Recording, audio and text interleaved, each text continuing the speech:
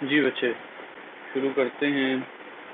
अगला टॉपिक हमारा इंटरेस्टिंग भी बहुत है और थोड़ा सा इसको जो है वो टेक्निकली भी समझना होगा हमने।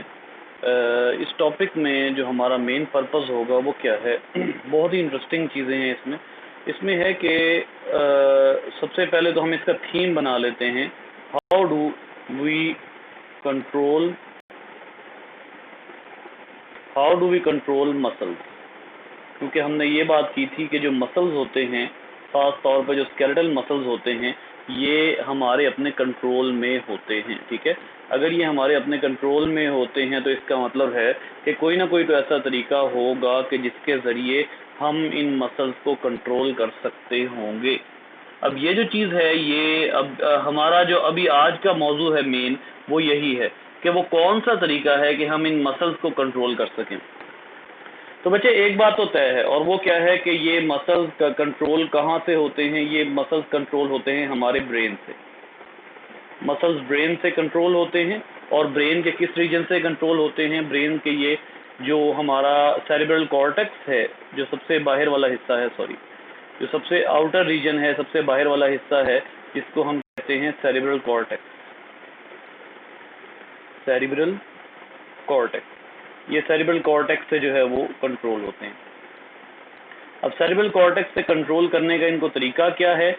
सेरेब्रल कॉर्टेक्स से अब आगे निकलते हैं नर्व्स। ये नर्व्स जो हैं ये पहुंचती हैं कहाँ तक? मसल्स तक पहुंचती हैं, और मसल्स तक पहुंचने के बाद ये जो नर्व्स हैं, मसल्स तक पहुंचने के बाद स्पेशल किस्म के सिग्नल रिलीज करती हैं, which are known as chemical signal.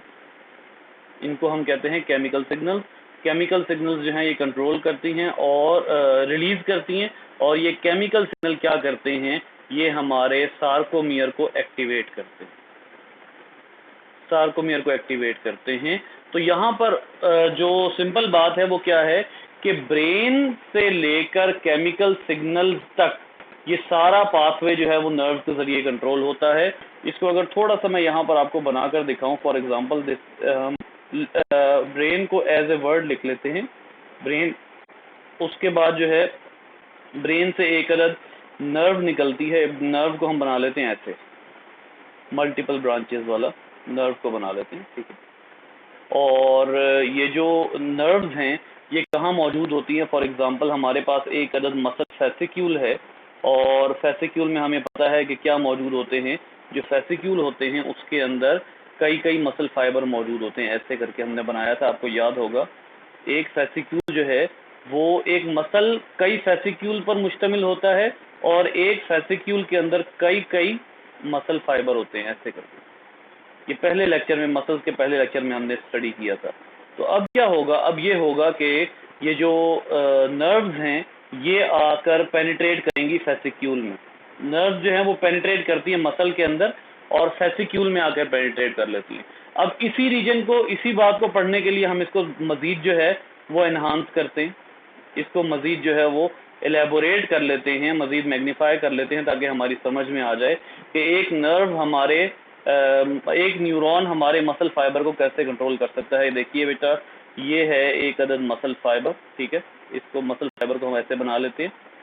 इस मसल फाइबर में आपको अच्छे तरीके से पता है कि मायोफाइब्रिल्स मौजूद हैं, यानी लाइट और डार्कर बैंड्स जो हैं वो बने हुए हैं।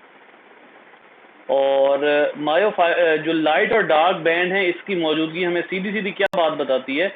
इसकी मौजूदगी हमें सीधा सीधा ये बात बताती है कि इसके अंदर सार्कोमियर मौजूद हैं। ये एक लाइट बैंड जो आई बैंड कहलाता है, ठीक है, ये ए बैंड।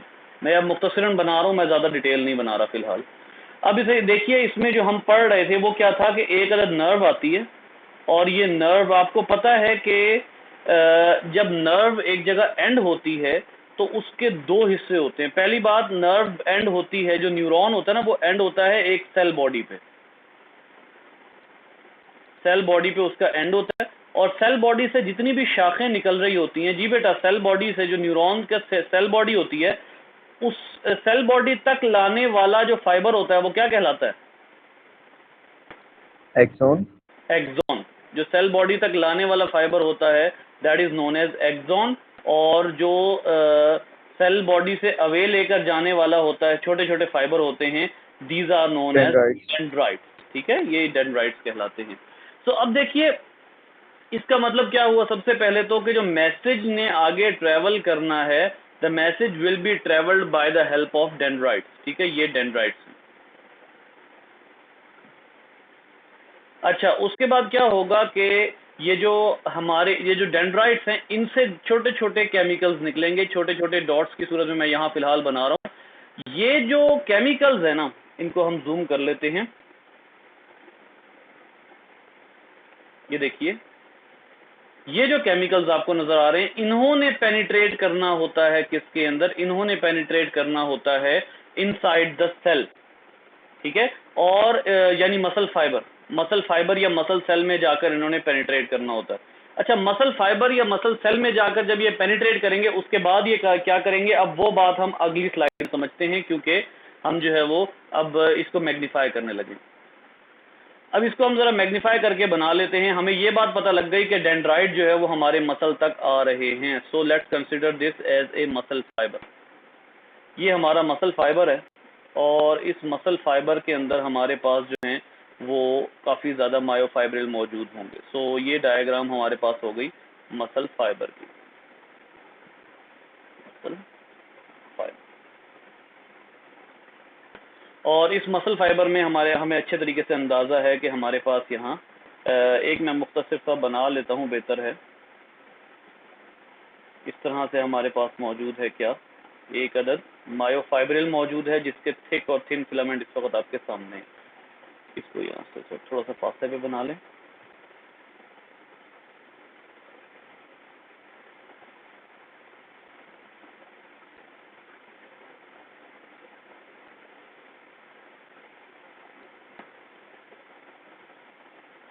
ये थोड़ा ना ऊपर नीचे होते थोड़े थोड़े से ना, खैर।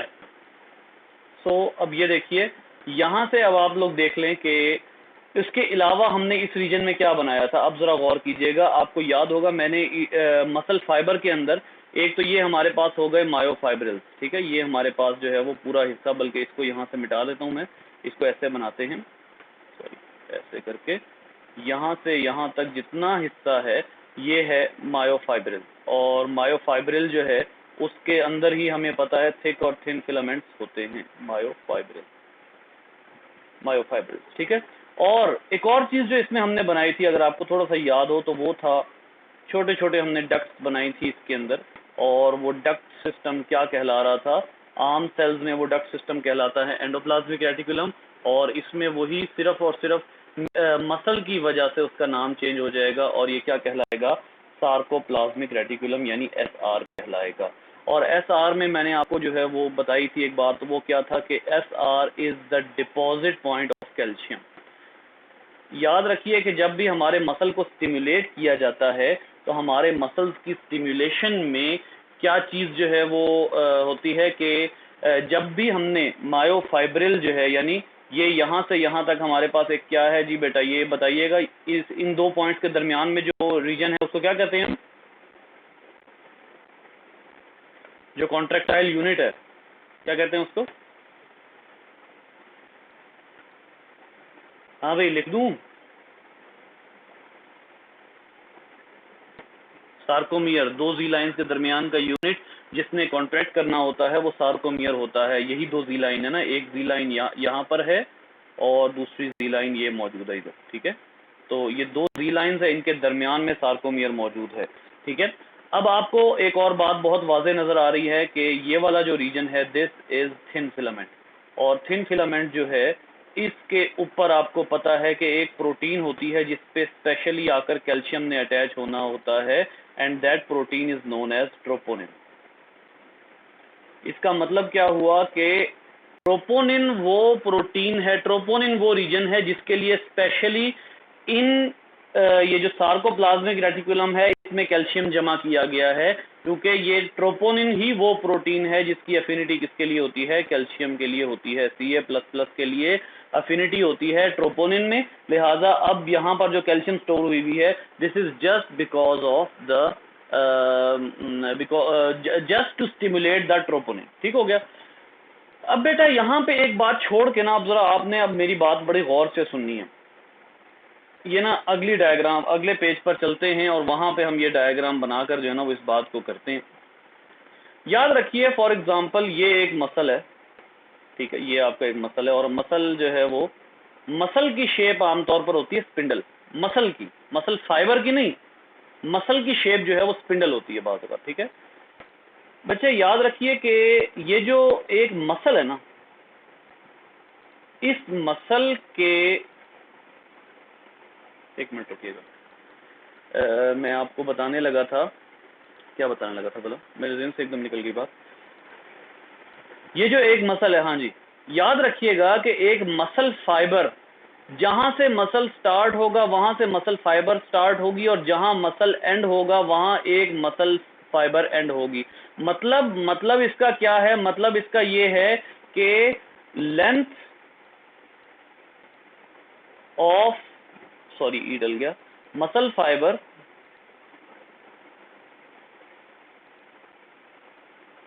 Is equal to the length of a muscle. अब जरा गौर से सुनिए, मैं आपको क्या बताना चाह रहा हूं, ये पॉइंट अब आपने गौर से सुनना है। बेटा ऐसा कभी भी नहीं होता कि यहां से एक मसल फाइबर स्टार्ट हुई, दरमियान में खत्म हुई, और उसके बाद फिर यहां से एक और स्टार्ट हुई और फिर उसके बाद वो एंड तक गई। नहीं, ऐसा नहीं है। या फिर आप इनको 4 टुकड़ों में बांट लेके ऐसा हुआ, और उसके बाद एक मसल फाइबर यहां पर खत्म हो गई, और उसके बाद फिर दूसरी मसल फाइबर जो है वो यहां से शुरू हुई, यहां पर खत्म हो गई, फिर उसके बाद इसको भी आप 2 टुकड़ों में बांध लें। ऐसा नहीं होता, ये दोनों कंडीशंस रॉन्ग हैं। एक मसल फाइबर मसल के एक हिस्से से स्टार्ट होती है तो दूसरे हिस्से पर खत्म होती है। इसको आप कहते हैं muscle fibre runs along the length, पूरे मसल की लेंथ के साथ साथ चलती हैं, पूरी मसल की लेंथ के साथ साथ मसल फाइबर चलती है।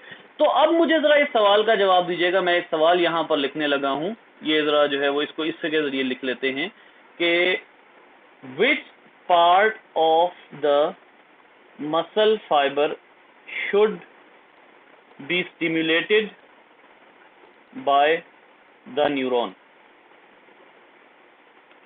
इस सवाल को जरा गौर से समझिए। मैंने अभी आपको क्या कहा है कि ये पूरी मसल फाइबर जो है, पूरा मसल फाइबर वो अलोंग द लेंथ है, यहां से लेकर और यहां तक ये एक मसल फाइबर है।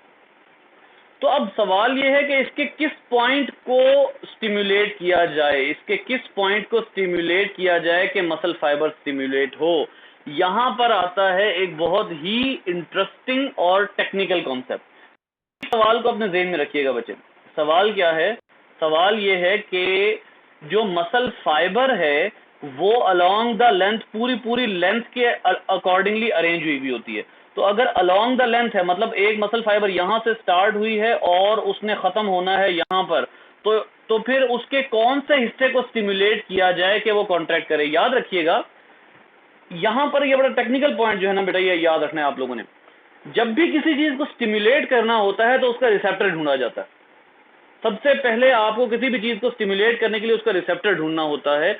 अब अगर आप इतनी लंबी मसल फाइबर, फॉर एग्जांपल ये एक मसल फाइबर है, यहां से यहां तक एक पूरी मसल फाइबर है, इसके किस पॉइंट को स्टिमुलेट करें तो मसल कॉन्ट्रैक्ट करे, ये है अब इस वक्त आपका सवाल। क्योंकि इतनी बड़ी मसल फाइबर के सिर्फ इस पॉइंट को स्टिमुलेट करेंगे तो वो काफी नहीं होगा, वो काफी नहीं होगा, ठीक है, बल्कि आपको किसी और पॉइंट को भी स्टिमुलेट करना होगा कि वो कॉन्ट्रैक्ट करे। तो अब आइए जरा इस बात को हमने जो है वो समझना है कि कहां से कहां पर कॉन्ट्रैक्शन की जाए। तो देख लेते हैं कि ये कॉन्ट्रैक्शन जो है ये किस तरह की जाएगी। इधर आइए इस वाली डायग्राम के ऊपर। एक बात अब आपको यहां पर मैं और जो है वो जिक्र कर देता हूं, और वो क्या है कि ये जो एक्चुअली मैंने ये सार्कोप्लाज्मिक रेटिकुलम बनाया ना, ये एक्चुअली यहां खत्म नहीं होता, ठीक है, बल्कि सार्कोप्लाज्मिक रेटिकुलम जो है ना ये ऐसे फैला होता है। मतलब दोनों सार्कोप्लाज्मिक रेटिकुलम एक दूसरे के साथ कनेक्टेड होते हैं, ऐसे सार्कोप्लाज्मिक रेटिकुलम एक दूसरे के साथ कनेक्टेड होते हैं, ऐसे करके इनके दरमियान डक्ट्स बनी हुई होती है।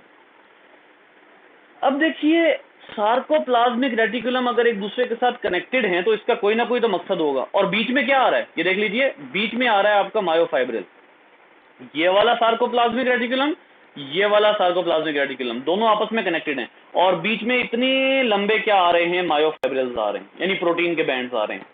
तो अब सवाल ये है कि how, where to convey the stimulus. ये इंपॉर्टेंट सवाल अब यहाँ जनरेट होगा कि where to convey the stimulus, stimulus को कहाँ कन्वे किया जाए कि जो मसल फाइबर है वो एक्टिवेट हो जाए। बहुत ही इंटरेस्टिंग बात है बेटा, आप जरा गौर से सुननी है आपने। ये यहाँ से जो है वो इसको हम यहाँ बना लेते हैं नेक्स्ट पे। देखिए हमारे जो होती है ना मसल फाइबर की मेम्ब्रेन होती है, गौर से देखिएगा, मसल फाइबर की जो मेम्ब्रेन होती है ना वो कंटिन्यूस नहीं होती। कंटिन्यूस ना होने से क्या मुराद है, देखिएगा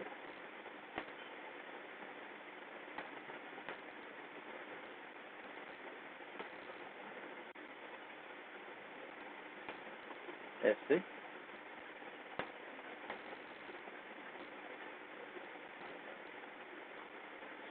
ये कंटिन्यूस नहीं होती बेटा। इस बात को अब आपने बहुत गौर से सुनना है, बहुत इंपॉर्टेंट बात है।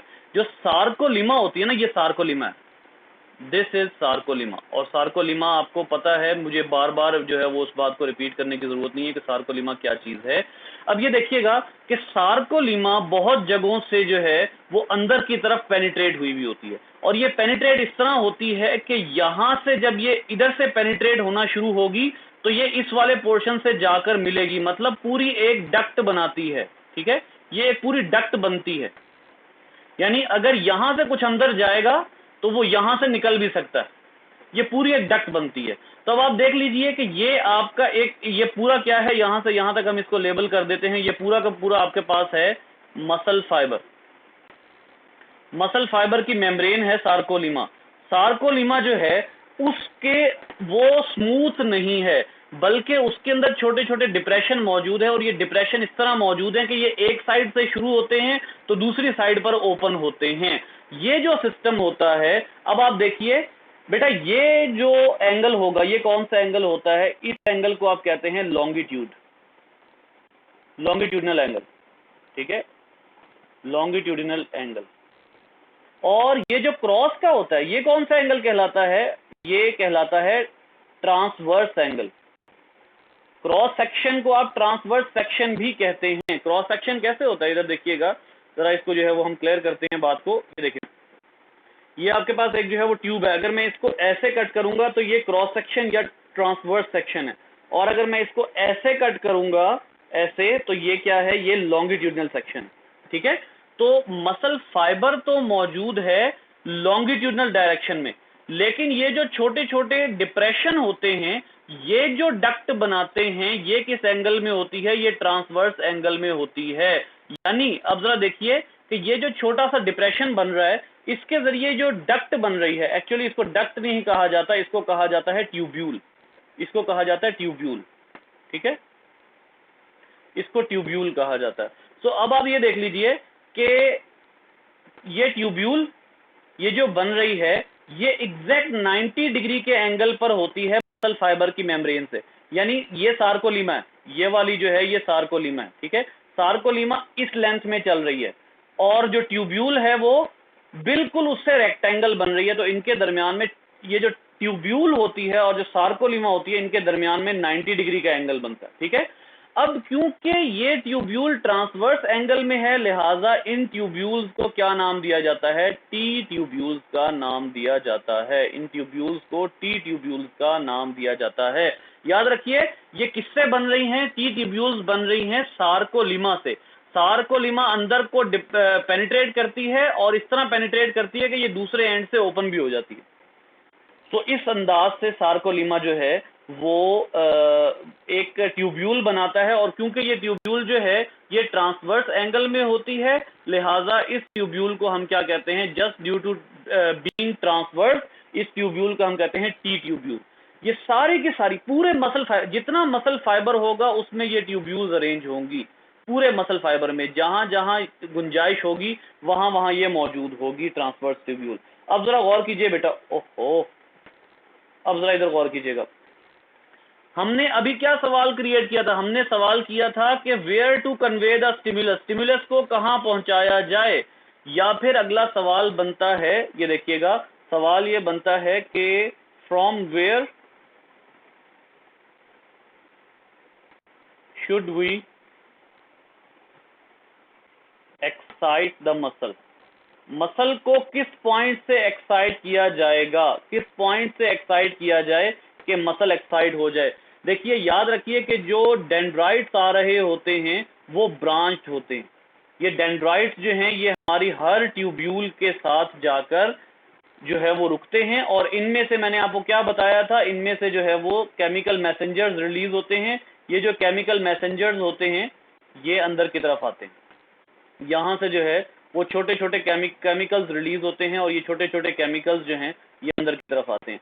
अब जरा आप लोगों ने अगली बात के ऊपर ध्यान करना है, यहाँ अब असल टेक्निकल बात आने लगी है। ये टेक्निकल बात जो है ये आप लोगों ने समझ ली, तो उसके बाद ये आर्टिकल बिल्कुल जो है वो खत्म हो जाएगा। याद रखिए ये जो ट्रांसवर्स ट्यूब्यूल्स है ना, ये जो टी ट्यूब्यूल्स हैं, ये वाली और ये वाली टी ट्यूब्यूल, इसके साथ ही क्या अरेंज हुआ है, इसके साथ ही सार्कोप्लाज्मिक रेटिकुलम अरेंज हुए हैं, इधर इधर ऐसे, इधर भी ये देखें ना, ये पूरी टी ट्यूब्यूल है ना, यहाँ से यहाँ तक टी ट्यूब्यूल है, ऐसे ऐसे, और इधर भी टी ट्यूब्यूल होगी तो इधर है, यहाँ पर टी ट्यूब्यूल है तो ये सार्कोप्लाज्मिक रेटिकुलम अरेंज हुआ हुआ है, इधर भी अरेंज हुआ हुआ है। हर टी ट्यूब्यूल के साथ जो है वो सार्कोप्लाज्मिक रेटिकुलम अरेंज हुआ हुआ है। ये भी सार्कोप्लाज्मिक रेटिकुलम है, ये भी सार्कोप्लाज्मिक रेटिकुलम है, ठीक हो गया। और ये जो है ये दरमियान में ये क्या चीज है जी, जल्दी से बताइएगा, दरमियान में जो ये डक्ट जा रही है ये क्या चीज है,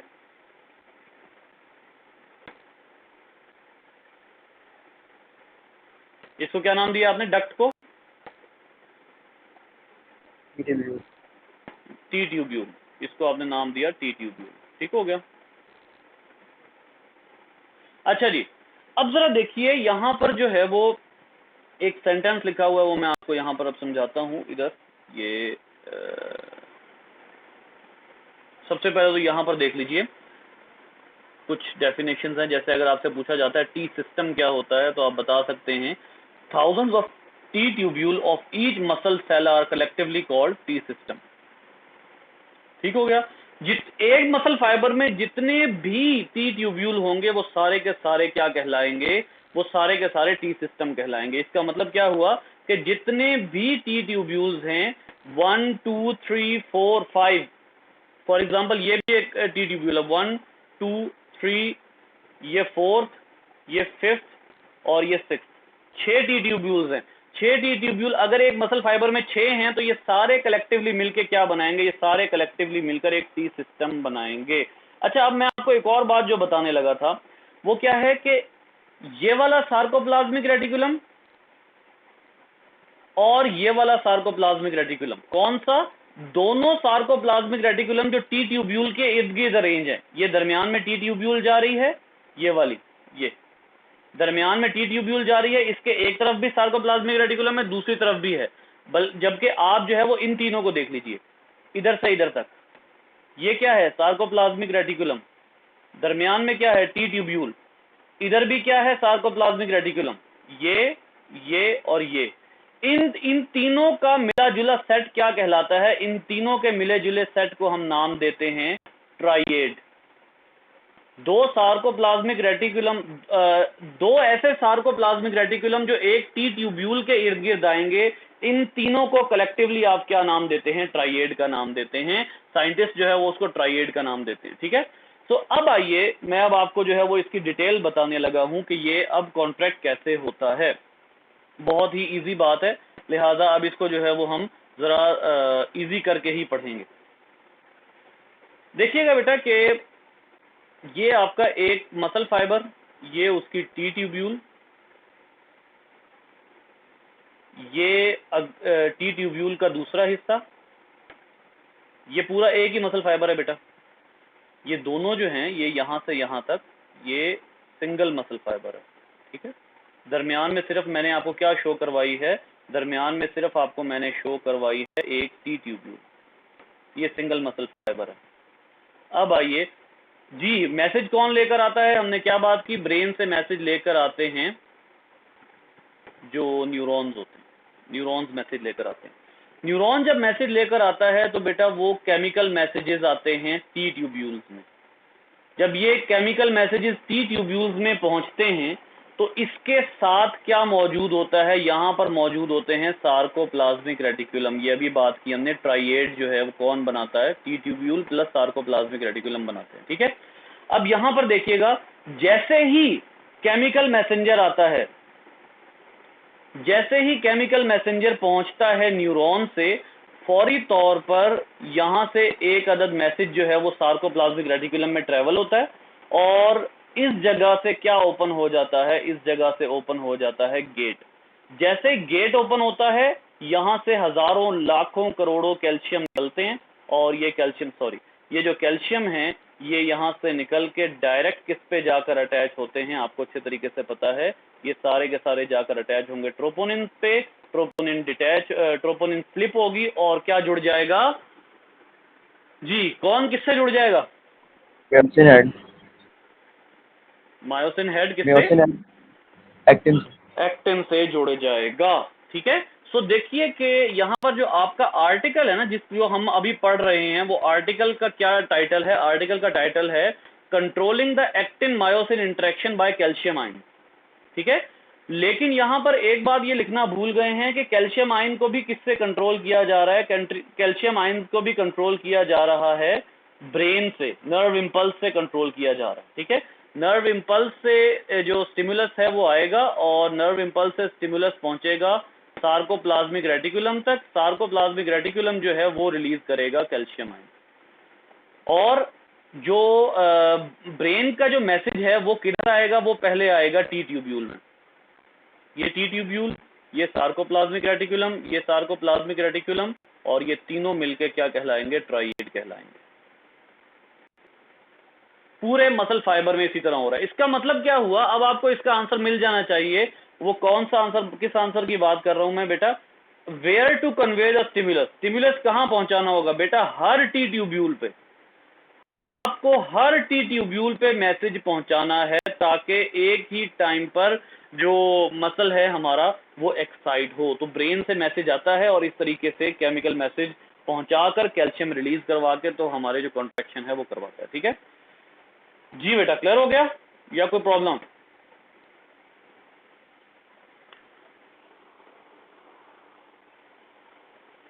हाँ जी, एनी क्वेश्चन? यार आजकल खैर हाजिरियां पड़ गई हैं, अदील, अवैस, मैं हालांकि ये अब 11 बच्चे हैं, 3 एब्सेंट हैं। लड़का कौन नहीं आया? तीनों आए हुए। आयशा, दूसरी आयशा एब्सेंट है, फातिमा, हादिया, मायरा, सहर। वो किधर हैं? मरियम कहाँ है? मरियम भी नहीं है और एक आयशा नहीं है और तीसरी कौन है? मायरा है, मायरा तो है। हादिया भी आई हुई है। क्यों भाई, तीसरी कौन है?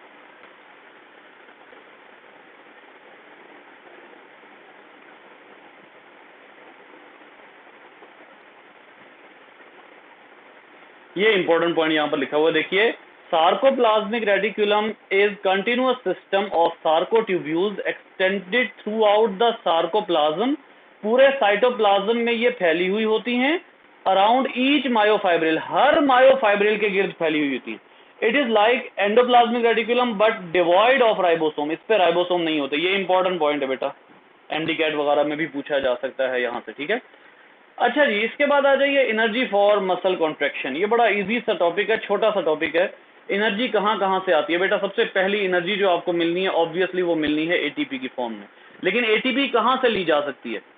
एटीपी जो है वो ग्लूकोज इन मसल सेल। याद रखिए, आपने एक कंपाउंड पढ़ा था जिसको तोड़ के जो है वो ग्लूकोज बनाया जाता है। कौन सा? जी बेटा, अब ऐसा आप आंसर नहीं करोगे। कौन सा कंपाउंड तोड़ेंगे तो ग्लूकोज बनेगा?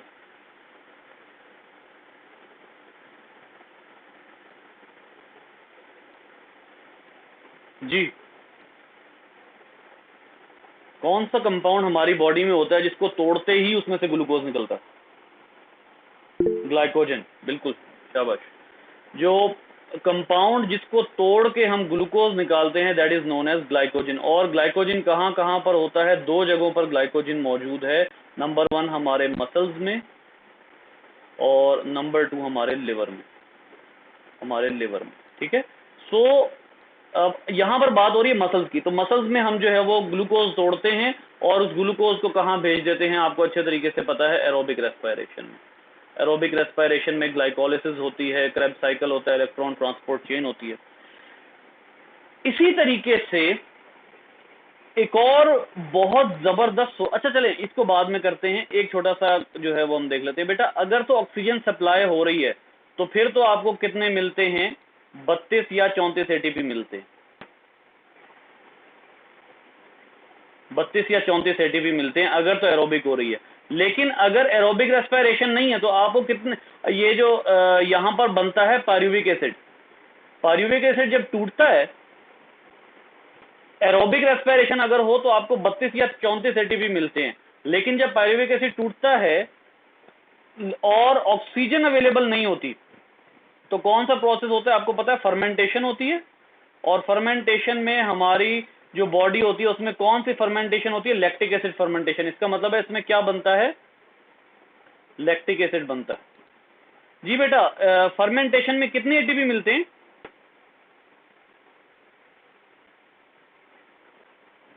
फर्मेंटेशन में कितने एटीपी बनते हैं? जल्दी जल्दी। 36, 30, 34, 32 बनते हैं एरोबिक में। एनारोबिक में फर्मेंटेशन में कितने एटीपी बनते हैं? बेटा फर्मेंटेशन में सिर्फ 2 एटीपी बनते हैं, ठीक है, सिर्फ 2 एटीपी। लैक्टिक एसिड जब बनता है तो याद रखिए एक बात, अब आपको यहां पर मैं बता दूं कि पायरुविक एसिड से लैक्टिक एसिड बनने के दौरान there is no ATP formation, कोई एटीपी नहीं बन रही। और ग्लूकोज से पायरुविक एसिड बनने के दौरान कितने एटीपी मिलते हैं हमें? ये तो बता दो।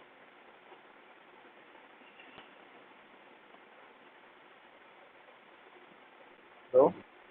जी जी जी, कितने? दो। नेट 2 मिलते हैं, बनते 4 हैं और 2 यूज हो जाते हैं, टोटल 2 मिलते हैं। पायरुविक एसिड से लैक्टिक एसिड बनने के दौरान कोई एटीपी नहीं बनता। ये किस सूरत में हो रहा है? जब ऑक्सीजन नहीं है। उसमें फिर पायरुविक एसिड बजाय माइटोकॉन्ड्रिया में जाने के, बजाय ये माइटोकॉन्ड्रिया में जाने के किस में चला जाता है? साइटोप्लाज्म में ही लैक्टिक एसिड में कन्वर्ट हो जाता है। और सिर्फ कितने एटीपी मिलते हैं? 2। अब आप मुझे बताइए कि अगर, बेटा गौर से सवाल सुनना है और गर्ल्स अब आपकी बारी आंसर करने की, आपने आंसर करना है। अगर आपके एक मसल फाइबर है, एक मसल फाइबर है और उस एक मसल फाइबर में 100 सार्कोमियर हैं और आपको नहीं पता कि उसमें ट्रोपोनिन के उसमें मायोसिन हेड कितने हैं, तो मुझे बताइए कि लैक्टिक एसिड कितनी बार करना पड़ेगा? कोई आप एग्जैक्ट फिगर दे सकते हैं कि कितनी बार जो है हमें लैक्टिक एसिड फर्मेंटेशन करनी पड़ेगी कि हमारे मसल कॉन्ट्रैक्ट होते रहें? कोई फिगर दे सकते हैं?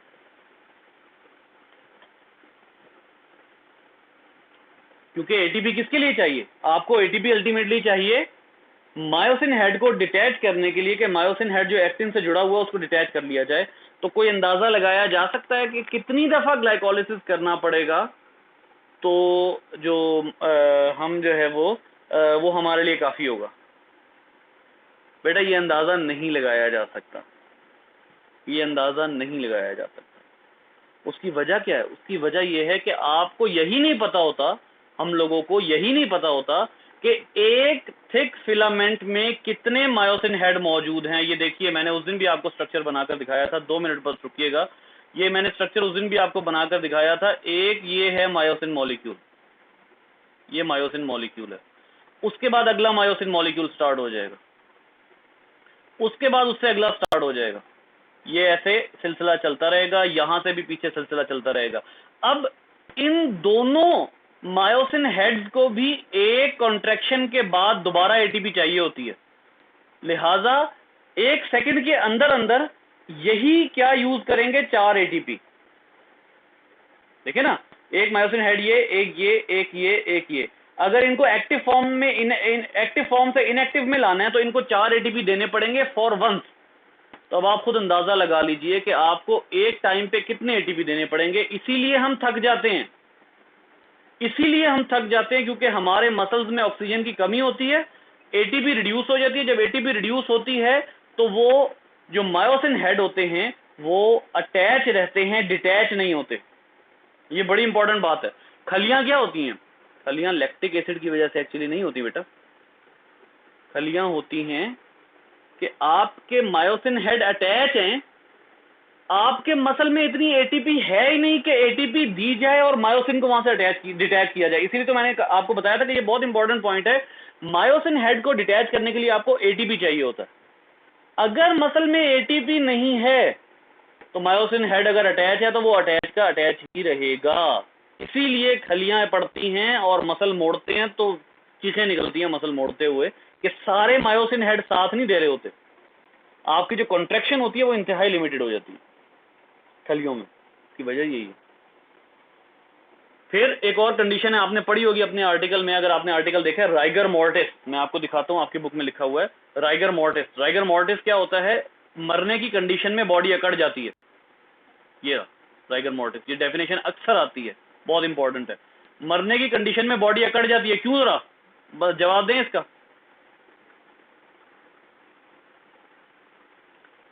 बॉडी क्यों अकड़ेगी?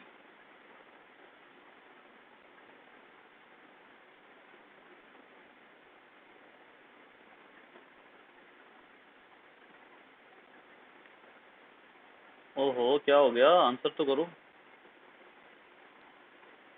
डेथ की कंडीशन में बॉडी के अकड़ने की वजह क्या है?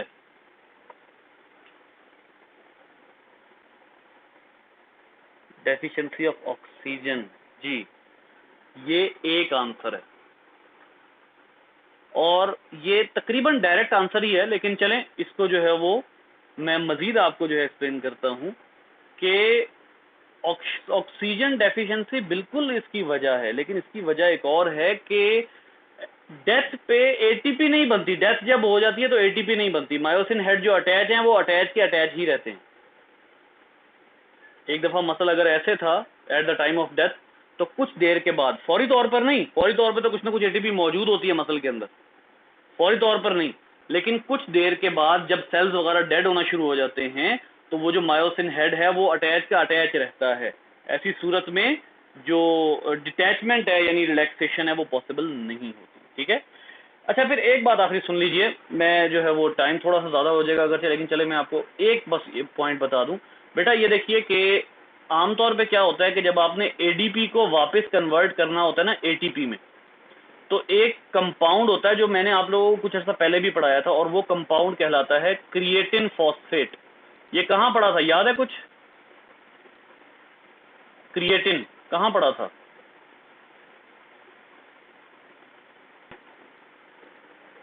homeostasis में। जी, ये होम्योस्टेसिस में पढ़ा था हमने क्रिएटिन फॉस्फेट। ये मसल के अमाइनो एसिड्स है, मसल पेप्टाइड है। इसके पास क्या होता है, याद रखिए कि ये एक ऐसा पेप्टाइड है जिसके पास ये सी इसके साथ जुड़े होते हैं फॉस्फेट बॉन्ड। ये होता है हाई एनर्जी बॉन्ड, ये वाला बॉन्ड हाई एनर्जी होता है। तो जब एटीपी कन्वर्ट हुई किसमें, एडीपी में, तो फौरी तौर पर उसको वापस एटीपी में कन्वर्ट करने के लिए क्रिएटिन फॉस्फेट अपना हाई एनर्जी बॉन्ड ब्रेक करती है। इस फॉस्फेट को देती है, ये फॉस्फेट दे देती है किसको, ये फॉस्फेट दे देती है एडीपी को, और ये हाई एनर्जी बॉन्ड जो है इससे चली जाती है एनर्जी किसके पास, इस एडीपी के पास। जैसे ही इस हाई एनर्जी बॉन्ड से एनर्जी जाती है और ये वाला फॉस्फेट जो क्रिएटिन से टूटा होता है ये इसके पास जाता है, तो ये एडीपी वापस किस में कन्वर्ट हो जाती है, एटीपी में। तो ये एक बहुत एनर्जी एफिशिएंट कंपाउंड है जो हमारे मसल्स में मौजूद होता है। ठीक है, चलें।